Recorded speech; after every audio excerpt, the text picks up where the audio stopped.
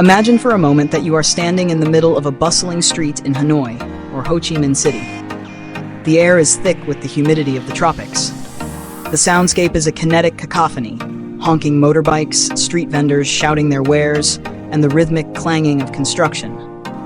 It is a world that feels incredibly fast, chaotic, and relentlessly forward-moving. But then you step across a threshold. You enter a characteristic tube house, narrow, deep, and hidden within a labyrinthine alley. Suddenly, the chaos of the modern world fades into a hushed silence. The air here smells different. It is not the smell of exhaust or street food, but a warm, woody fragrance, sweet, earthy, and spiritual. It is the scent of burning agarwood incense. Your eyes adjust to the dim light, and you look up. High on a shelf, or perhaps atop a beautifully carved wooden cabinet in the center of the living room, there is a space that seems to exist outside of time. A red light glows softly. Photographs of faces from decades past look down with gentle eyes. Fresh white lilies sit in a vase, and a tray of vibrant tropical fruits rests waiting. This is not just furniture. It is not merely decoration. This specific space is a portal. It is a bridge between the visible world of the living and the invisible world of the departed. You have just encountered the very heart of the Vietnamese soul. You have found the altar. How does a nation that is modernizing so rapidly keep such a firm grip on the past? Why do millions of people believe that their deceased grandparents are still present, eating dinner with them every day? Today, we are not just sightseeing, we are soul-searching. Prepare your senses and open your mind. We are about to step into the smoke and shadows to understand the eternal bond of family. Welcome to Culture Journey. I am your host, and today we are traveling to the S-shaped strip of land in Southeast Asia, Vietnam.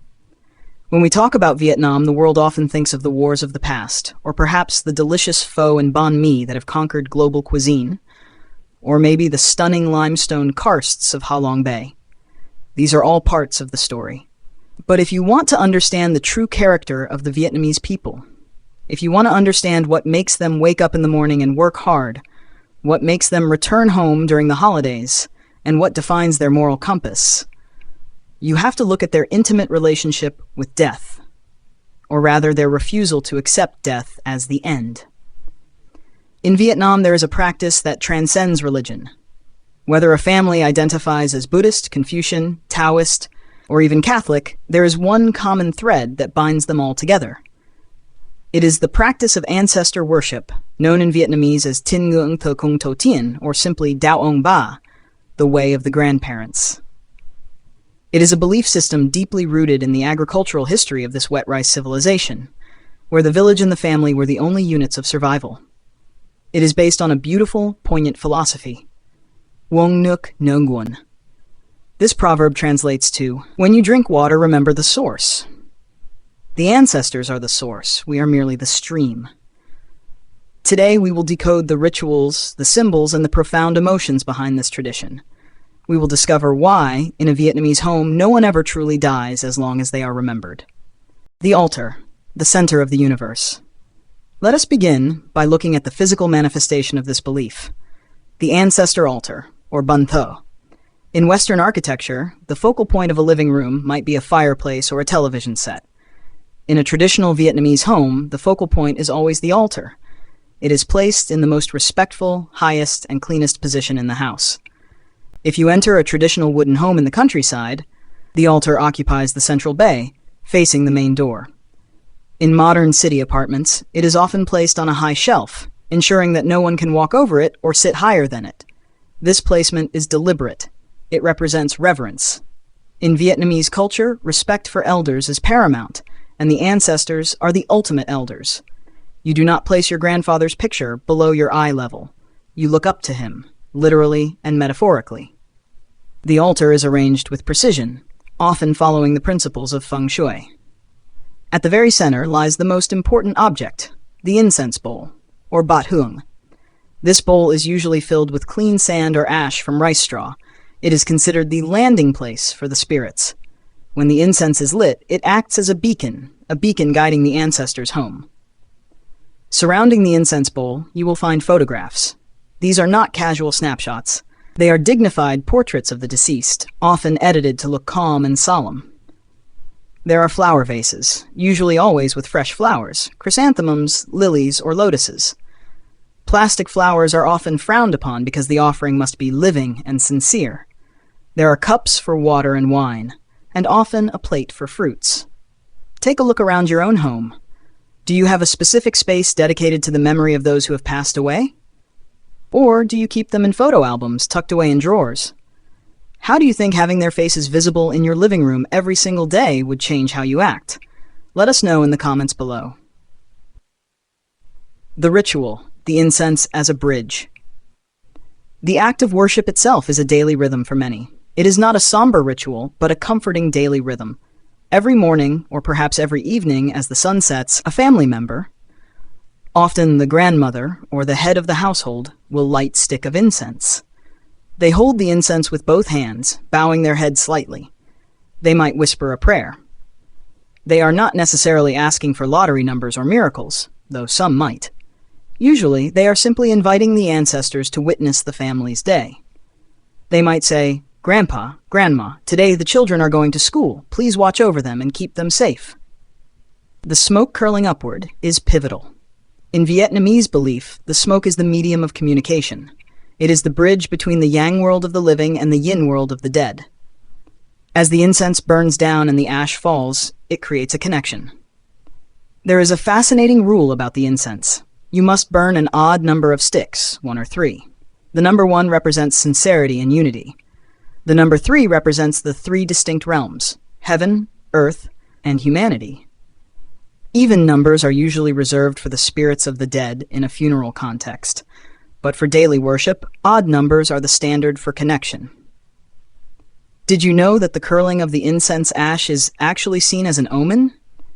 If the incense stick burns and the ash doesn't fall, but instead curls into a perfect circle or a loop, the family is overjoyed. They believe this is a sign that the ancestors are very pleased and are smiling down on them. It is called lok, a blessing. The anniversary, the Đám Giỗ. While daily incense is a routine, the Đám Giỗ, the death anniversary, is the major event.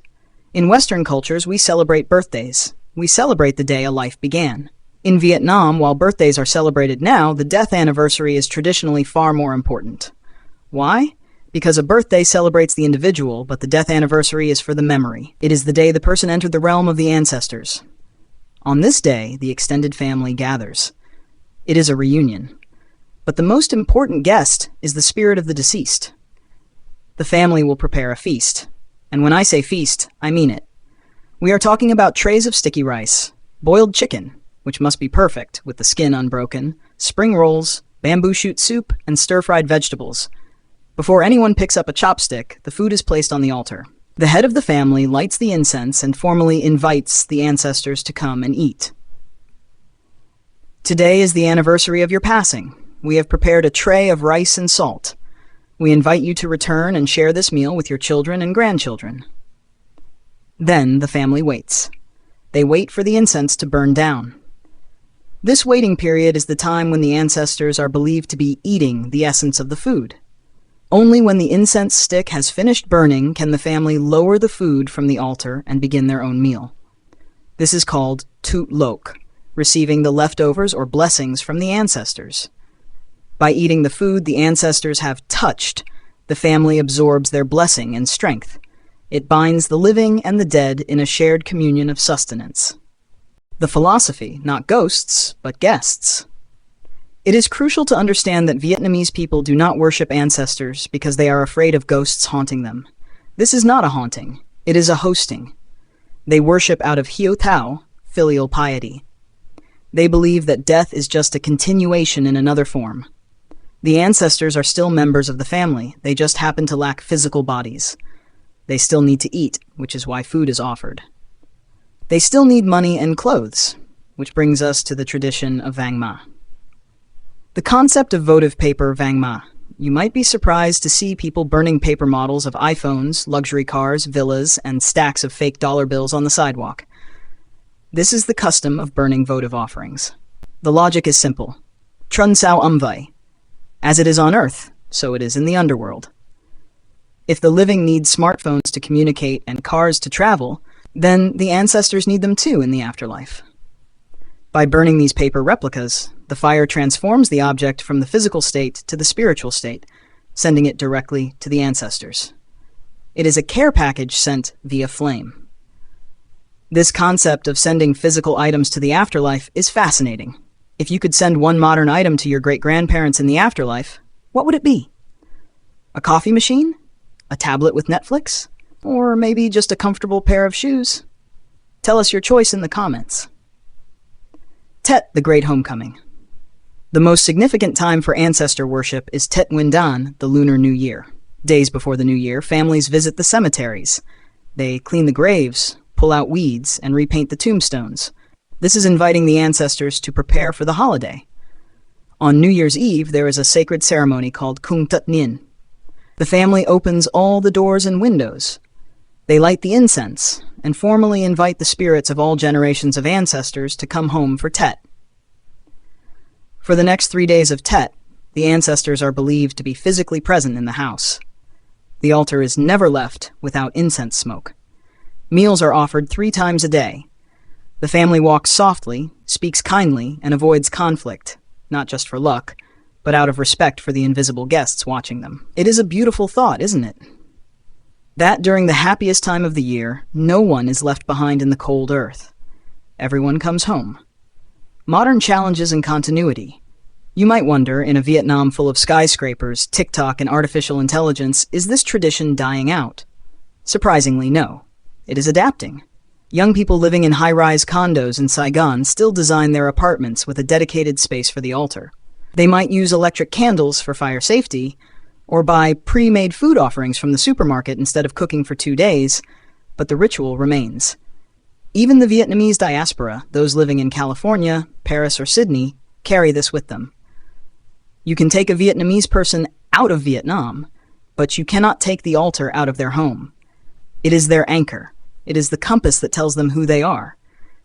However, there is a shift. The younger generation focuses less on the superstition, the fear that if they don't pray, they will have bad luck, and more on the cultural memory.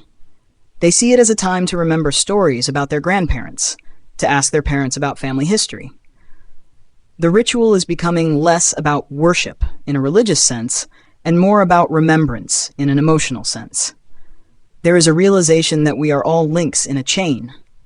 We exist only because thousands of people before us survived, fought, loved, and raised children. To light a stick of incense is to whisper a quiet thank you to that long line of survival. As the smoke from the incense fades into the air, leaving only a faint, sweet fragrance, we are left with a powerful realization. The altar in a Vietnamese home is not about death. It is defiantly about life. It is a declaration that love is stronger than the grave. It teaches us that our identity is not something we create alone. It is an inheritance. In a world that is obsessed with the now, obsessed with the new, and obsessed with the self, the Vietnamese tradition of ancestor worship offers a grounding anchor. It reminds us to look back. It reminds us to be grateful. It reminds us that we are never truly alone, for we walk in the footsteps of those who came before. Whether you believe in spirits or not, there is undeniable beauty in the act of stopping your busy day, bowing your head, and remembering. It softens the heart, it binds the family, and it keeps the past alive in the present. As the Vietnamese saying goes, trees have roots, water has a source, humans have ancestors. Thank you for joining us on this spiritual journey into the heart of Vietnam. We hope this story has sparked a curiosity in you about your own roots. How does your culture honor those who have passed? Do you have rituals of remembrance? If you enjoyed this deep dive, please give this video a like. It helps our own digital family grow. Don't forget to subscribe to Culture Journey and hit the bell icon so you never miss a trip to a new corner of the world. Leave a comment below sharing a memory of a loved one you would want to honor today. We would love to read your stories. Until next time, keep exploring and keep remembering. Goodbye.